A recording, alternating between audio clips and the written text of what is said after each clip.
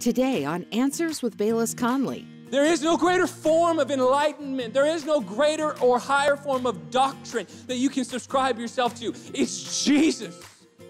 He is the fulfillment of every longing heart. Hi, I'm Bayless Conley. In life, we all face uncertainty, whether it's financial troubles, relationship valleys, a health crisis, or just trying to discover your purpose. One thing is for certain, God sees you. He loves you, and no matter what you're facing, He has the answers. Hi there. You know, the world has been experiencing some of the craziest, most difficult times, certainly that I can remember in my lifetime. And I am convinced that the precious fruit of the earth is ripening and getting ready for harvest. Harrison Conley, our eldest son, who's the lead pastor here at Cottonwood Church, is going to be bringing a message to you in just a moment entitled Revival is Coming. So all I can tell you is get ready, get ready, get ready. And this morning, I want to stir your heart toward revival. And I want to share something with you that I feel like God has been speaking to my heart. Something that I feel is prophetic. Now, I realize that maybe that term prophetic scares you a little bit. Maybe it's been abused in the church over the last 50 years or so, but I don't take what I'm about to say lightly. I don't treat this flippantly, and I don't want you to receive it as hyperbole. I would not say this if I didn't genuinely feel this is what God is speaking to me. And I actually pray that what I'm about to share will be confirming for some of you. That you'll look at it and you'll hear it and you go, yeah, that's what God's been speaking to me as well. In the Old Testament, particularly in the creation account, the Holy Spirit is said to be hovering or brooding over the water, over the face of the deep. And maybe in the best way that you can in your mind's eye, I want you to capture that picture. See the Holy Spirit hovering over the face of the water. Because this is what I feel like God is saying to me. Saying that His Holy Spirit is beginning to hover over the water again. And He's creating a groundswell. That's the term that comes up in my heart. The Holy Spirit's creating a groundswell. And just like an ocean swell becomes a wave and eventually crashes on the shore, I believe that God is saying that there's a groundswell of His power and His conviction that's getting ready to break out along the coast. So what does this mean for us? I believe it means it's time for us to be sober and vigilant of mind because revival's coming. But hear me, and this is the heart of what I want to get at today. Corporate revival is always preceded by personal revival. I want you to catch this. Yes, we long for corporate revival, for God to move in our midst, but that will never happen if we don't first inwardly, individually experience revival. Personal revival always precedes corporate revival.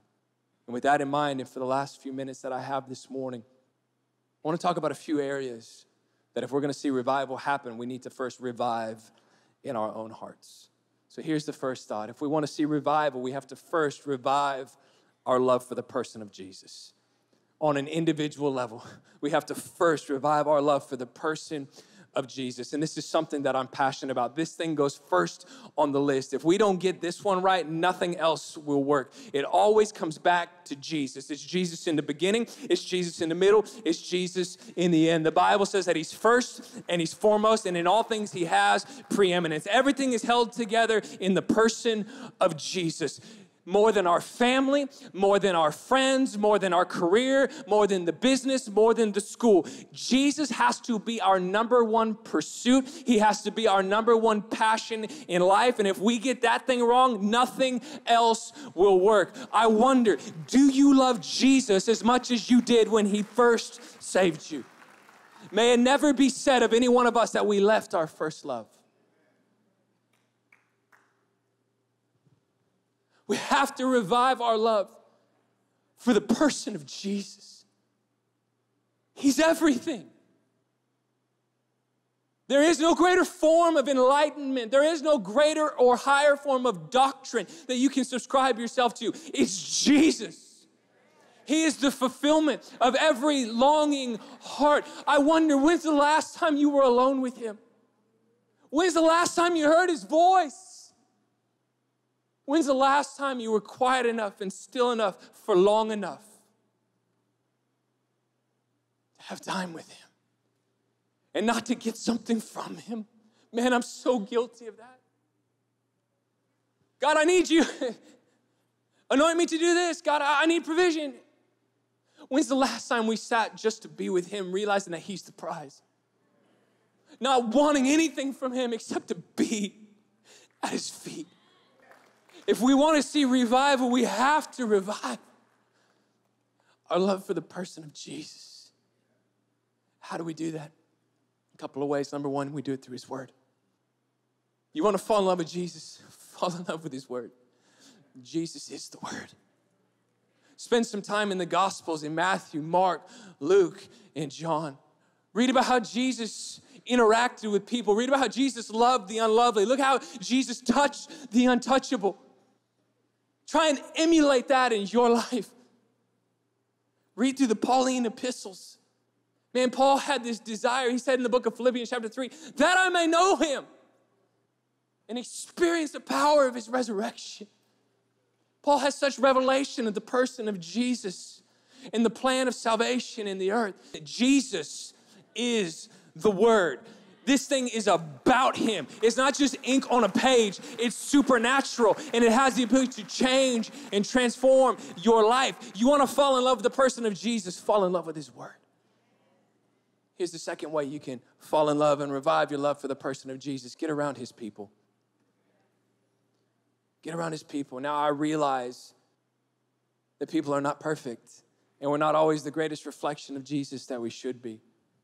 But nonetheless, we see more of Jesus together than we do alone. You're limited if your only vantage point of Jesus is what you can see. We get around other people and they begin to talk about who Jesus is to them, who the Holy Spirit has revealed Jesus to be. Suddenly we see a new dimension, a new facet of the grace of Jesus. I shared this a few months ago, but when my grandfather passed away, at his memorial service, each of the family member had the opportunity to get up and to share stories and our perspective on our grandfather. And I got up and I shared my story. And then I sat down and then I heard story after story after story about how my cousins and my brother and my sister, my parents, my aunt and uncle who saw my grandfather. And it was almost like getting an education. Suddenly I began to see different dimensions. This man that I thought I knew so well, suddenly I began to see a completely different side to him, and he became amazing to me all over again. Can I say the same thing happens when you get around people of like precious faith and you begin to talk about Jesus? Here's what happens. Jesus begins to be like that diamond that no matter what angle you view him from, you get to see a new dimension and a new facet of his grace and his brilliance. Jesus continues to be beautiful. Listen, you've only scratched the surface when it comes to your perspective of Jesus. You can never plumb the depths of the person of Jesus. We will spend this lifetime and all of eternity discovering the more of who Jesus is. Whoever you think Jesus is, whatever you think Jesus is, I know this for sure, he's more. And if we want to see revival, we have to first revive our personal love for the Savior, the person of Jesus. Here's the second area. If we want to see revival, we have to revive our love for the lost. For the lost. And again, if we don't get step one right, reviving our love for the person of Jesus, this one won't work. Because Jesus' heart breaks for the lost. He came to seek and to save that which is lost. The will of God is this, that none should perish, but that all find salvation. The heart of God is for lost people. And if we are not actively pursuing the lost, if we are not actively praying for the lost, what are we doing? This is the best illustration I can think of to exemplify the heart of our God when it comes to the lost. I've got 3 sons. Each of them are different, and I love each of them in their own way. They bring me so much joy watching their personalities and the things that they pursue in their life. And my oldest son, he loves baseball. One of my greatest joys is being able to coach or go to the baseball field and watch him play. But because he loves baseball and because he's got constantly practices or games, what that means for the other two boys is that they get dragged along to said practices and games. Now, my middle son, Sawyer in particular, is not a huge sports fan. He was born about 150 years too late. And he literally is Tom Sawyer reincarnated. And so when he comes to the ball field, I've given him permission to kind of bring his pocket knife. He usually wears a Davy Crockett cap. And I'm like, just go make an adventure. Go have an adventure. Just stay where I can kind of see you, right? And so he comes along to the baseball field. And one particular day, I'm watching my oldest son play. And Sawyer is kind of, 15, 20 feet away from me. And I'm going like, hey, son, just stay where I can see you. I'm going to try and watch your brother, play here. Now, I'm not always the best dad. And both of my eyes don't always seem to work. And I admit it, I began focusing on my oldest son in the baseball game because I'm a huge sports fan. And then I looked to see my 8-year-old and realized he was not there anymore. So I began to wander away from the baseball game and began to kind of look around corners and look throughout the stands and look for my 8-year-old. And I would call his name and say, Sawyer, but no response, and I couldn't see him. And 5 minutes turned into 10 minutes, and I thought, okay, I better take this seriously. I better try and actually find him because my wife will kill me if I don't bring him home. So I began to look for him. 10 minutes turns into 15 minutes, and I can't find him anywhere. And if you're a parent, you know that feeling in the pit of your stomach. You begin to imagine all worst-case scenarios, and I began to enlist the help of some of the parents there going, hey, can you help me find my son? And we began to scream his name and look in all these different places. I began to think someone came and stole my son, and I don't know what I'm going to do. After about 20 minutes, Sawyer kind of comes sauntering in. He had been outside the enclosure having an adventure, and he came back in, and then you have that sigh of relief. You're like, oh, thank God. And I hugged him. I said, don't you ever do that again. While he was gone and while I was searching for him, you know what thought never entered my mind? Well, I still got 2 kids at home. Right? Like 2 out of 3 is not bad. That's like 66.5%. That's a passing grade. Right? Like that never entered my consciousness. And I'm just an earthly father. Imagine our Heavenly Father. That's why we read in Luke 15 that when the shepherd has 100 sheep and one goes missing, he leaves the 99 to go after the one. God's heart breaks for the lost. I wonder, does my heart break for the lost? Are we consumed by seeing people in eternity? Because eternity is real. Eternity is forever, and people will spend eternity somewhere. And if we are not actively seeking and trying to save the lost, what are we doing? Jesus said, follow me, and I'll make you become a fisher of men. That's kingdom language. Jesus is talking about taking one person from one kingdom into another kingdom. Just like you would take a fish from the kingdom of the ocean to the kingdom of land. You see, in the first century, water was typed as a kingdom that represented chaos and darkness and death. And Jesus is saying, if you follow me, I'm going to teach you to be a fisher of men, where you're going to take people from one kingdom, a kingdom of darkness, a kingdom of chaos, a kingdom of death, and help bring them into a new kingdom, the kingdom of light. Make no mistake, we live in a world right now. There are 2 kingdoms happening side by side simultaneously. We live in a spiritual world, and there is a kingdom of darkness, and there's a kingdom of light. And you and I have been tasked as ambassadors of Christ to bring people from death into life. That's why it says we were taken out of darkness and transposed into the kingdom of light, the kingdom of His Son. And I have to regularly assess in my own life, if I'm not fishing, am I really following? And if I get really honest with myself, sometimes I feel like I've done my job and I can check the box when I fish from the platform. But the truth is, just like you, I've been called to go into my neighborhood. I've been called to go into the sports fields where my kids play, school system where my kids go to school, and be salt and be light. The earth is perishing, but we're salt. We're a preserving agent. The world is dark, but we're light. We bring truth. We bring hope. We bring leadership to a world around us. I wonder if our hearts break for the lost, because if we're going to see revival, we have to revive our love for the lost.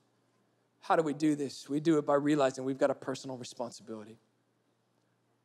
Listen, God has no plan B for the world. It's you and it's me. He's called us and He's tasked us to be co-laborers with Him. And I know sometimes the idea of sharing our faith can be intimidating. But as Pastor B shared so beautifully last week, look, the power is not in the messenger. The power is in the message. And we need to just be available. When's the last time we prayed and said, God, here I am, send me. Put me in a place where I have to share my faith. Boy, that's a dangerous prayer to pray. You pray that, I promise you God will answer that prayer. And you know what you'll find if you pray it? Ministries everywhere. There is no shortage of opportunity for ministry. This is a prayer I've been praying regularly. And God has answered that prayer. Now, I'm not a huge, big, outgoing personality outside of the pulpit. I tend to be a little bit more reserved. And now I've got people starting conversations with me going like, hey, do you want to go play golf? And I'm like, I don't even know your name. But yet inwardly I'm going, God, Lord, here I am. Send me. If I can be a blessing, if I can play a part. I may not lead him to Christ, but Paul planted, Apollos watered, God brought increase. I've got a part to play. The other day I was at a coffee shop, sitting there reading a book, drinking my coffee, minding my own business. Somebody walked up to my table and set their laptop down and said, hey, could you watch this while I use the restroom for a minute? I said, sure, I can't promise it'll be here when you get back though. And they went and used the restroom and came back, and instead of taking their laptop and then going back to where they were, he sat down at my table and he starts talking to me. He goes, what you reading? I'm like, oh, the Bible. He goes, oh, cool, what do you do? And I was placed in a position where now I could share my faith. Listen, these things didn't happen before, but as soon as I started praying, God, here I am, send me. Do our hearts break for the lost?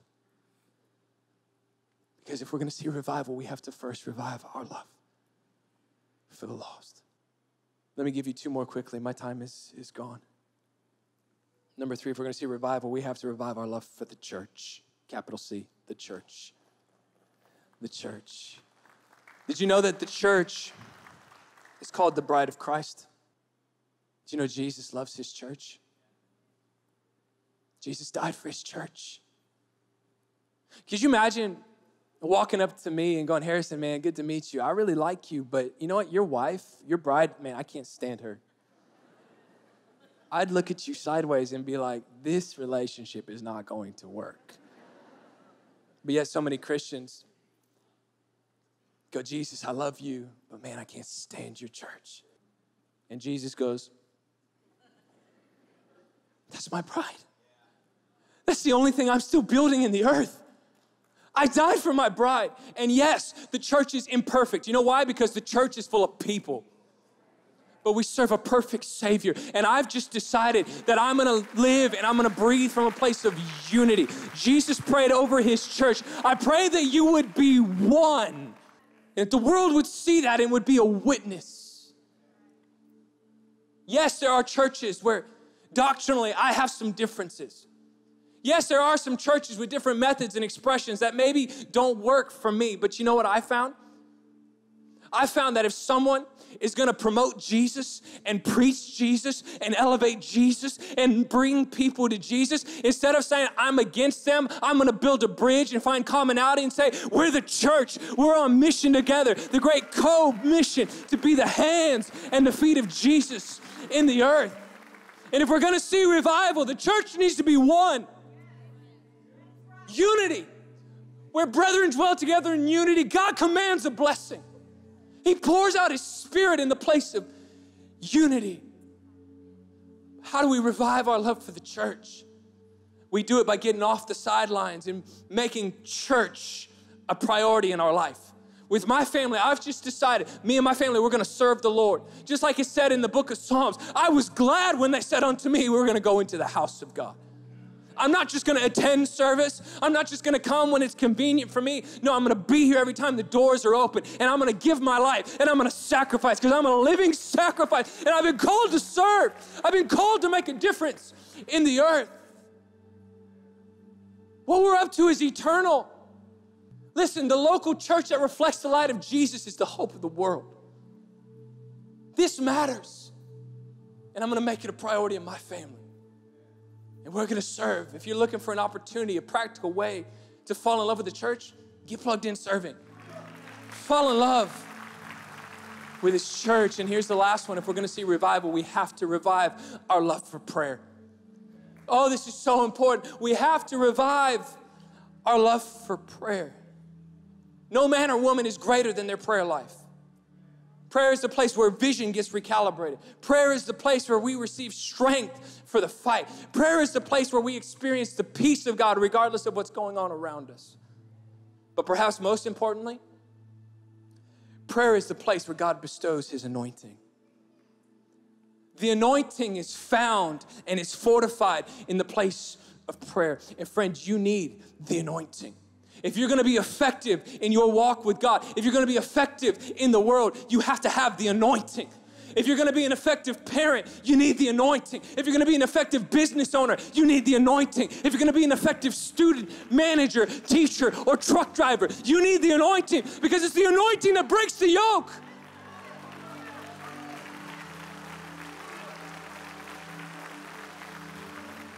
Every time before I get up to preach, I spend time praying in the Spirit, because it's the anointing. It's only found in that place of prayer. John Wesley, the famous preacher, he said, before I preach, I pray and I set myself on fire, and people come and watch me burn. It's the anointing that breaks the yoke. It's the anointing that sets you apart in a dark world. We need His anointing. And if you trace back through history and you look at every move of God, it's always preceded by people on their face seeking God, people praying. Not just a one-off prayer, but prayer is a lifestyle. You look through the book of Acts, you read the Acts of the Apostles, you see God move supernaturally through His church and through individuals, chapter after chapter, line by line, event by event. And you know what always precedes those supernatural moments? Somebody was praying. And if we're gonna see revival break out in the church, we as individuals have to revive our love for prayer. It has to start here. It has to start with us. How do we revive this love for prayer? It only happens one way. It only comes one way: by praying. By praying. And so I wonder if each of us practically could commit to praying just a little bit more. I know a lot of you pray, but I wonder if we could do just a little bit more. As Pastor B said a few weeks ago, maybe we could just go a little bit further. Maybe after you drop your kids off at school, you'll just commit that as you drive home or as you drive to work, you're gonna pray in tongues. Maybe students, you can just commit to going a little bit further as you walk between first period and second period. You would pray in tongues, or pray that God would give you your school, that God would give you the hearts of the professor, that God would bring His kingdom to your campus. Because you go just a little bit further. Why? Because prayer always precedes revival. And if we're gonna see a move of God, we've got to revive our love for prayer. God said, my people that are called by my name, if they'll humble themselves, if they'll pray, if they'll seek my face, and they'll ask for repentance, God said, I'll hear their prayer, and I'll forgive their sins, and I'll heal their land. We have to revive a love for prayer. What a message, what an exhortation. I do believe revival is coming, but it does begin with us. And you know, that last point about, renewing our love and our passion for prayer. it's not out of reach. I know some people, they hear that thing, yeah, well, I know myself too well. Listen, you just got to start somewhere. You know, if you wake up in the middle of the night every night to go to the bathroom, well, when you finish doing your business, get on your knees for 5 minutes or 10 minutes and seek the Lord before you go climb back in that warm bed and go to sleep. You can do that. Set your alarm 5 minutes earlier in the morning. Slide out of bed, get on your knees and pray. Take a little prayer walk in the afternoon during lunch. Do something. God will meet us as we come toward Him. And the Bible says that we can come boldly to the throne of grace. We can obtain mercy to help us in our time of need. And my friend, this is a time of need. Father, I pray for my friends that are watching right now that they would be encouraged in their hearts to begin to seek your face. Lord, I pray that revival does begin in their own hearts and they draw close to you in Jesus' name. And for those of you, listen, that support the broadcast and those of you that do it consistently, I pray that consistent blessings would roll into your life in Jesus' name. We have a daily email devotional that I believe can be of great benefit to you. You know, when we take God's Word in every day, it helps us become established in the Lord. Make room in your daily schedule for God's Word by signing up for Bayless's devotionals, available on your phone, tablet, or PC. Take time to sow the seeds of God's Word into your life every day with this free email devotional.